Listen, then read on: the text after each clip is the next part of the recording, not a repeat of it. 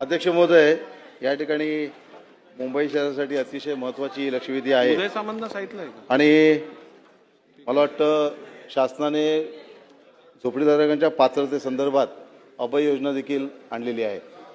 परंतु अध्यक्ष महोदय, मला वाटतं मुंबई शहरामध्ये किंवा जोगेश्वरी विधानसभा क्षेत्रामध्ये जे अभय योजनेसाठी योजना आहेत त्याच्यामध्ये पात्रतेसाठी जे लोक शासनाकडे किंवा संबंधित अधिकारी सक्षम प्राधिकाऱ्याकडे अर्ज करतात तर त्या कुठल्याही प्रकारची त्यांना वेळेत पात्रता करून दिली जात नाही आणि त्याची कारणं अध्यक्ष गंभीर आहे. कारण त्या झोपडीधारकांनी पेपर जरी सबमिट केले तरी देखील त्यांचं वेगळं काही इंटेन्शन असतं, त्याच्यामुळे वर्षानुवर्ष त्या लोकांना पात्रतेपासून वंचित राहावं लागतं.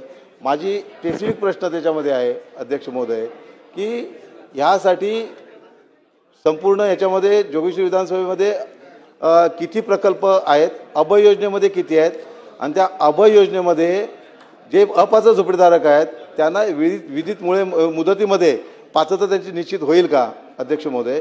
दुसरा अध्यक्ष महोदय, या ठिकाणी माझी देखील लक्षवेधी आहे, परंतु जोगेश्वरीमध्ये एक शिवदर्शन आणि 35 सोसायट्या असं जवळजवळ 7,500 लोकांचा प्रकल्प आहे आणि त्या 7,500 लोकांचा झोपडीधारकांचा प्रकल्प